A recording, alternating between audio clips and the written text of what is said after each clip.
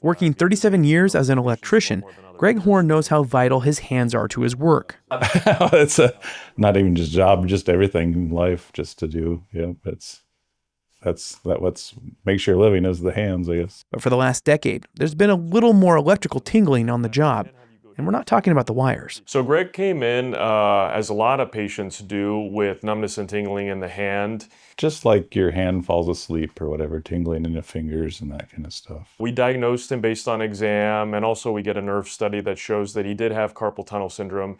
And so we talked about the options of treatment. They did mention a shot, and that would only last for so long and so many times. And so we talked about surgery. Patients now have a broader selection of choice for their surgical repair. There's the traditional surgery, a wide-awake option in the clinic, or a third minimally invasive procedure. One of the options we have is an endoscopic approach, and that's what I prefer. And the nice thing about that is, instead of, the carpal tunnel really goes from the palm here, really up to the wrist area. And so back in the day when we started doing these, before my time, we used to have big incisions that would go all along the wrist. Patients would need a long time to recover, and they would even be immobilized in some cases, they get stiff and things like that.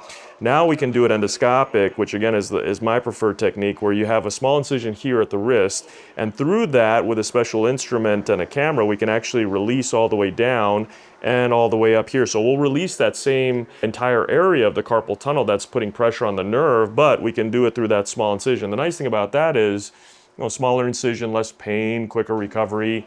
I've had patients who are generally very happy with that approach. One of those patients is Greg, who is wishing he would have listened to his body a little sooner. I wouldn't put it off too long. I work with a lot of different guys that have had the issues over the years, and it seems like the sooner you catch it, the better those people have return. I would say as soon as you think you have it, start seeing somebody about it. So. In terms of surgical care for carpal tunnel pain, there's no right or wrong choice. It's just another tool for surgeons to tailor care around each patient. Depending on the exact pathology and whether they've had previous surgery and kind of their expectations and what they'd like to get back to, we do tailor it quite a bit. So I think it's just, it becomes, after the general points, it really becomes a discussion with each individual. With a smaller scar on the wrist, rather than the palm, Greg is ready to get back fully to life, just 2 weeks after surgery. Good, very good. Yeah, I know no sleepless nights and stuff, so it worked out good.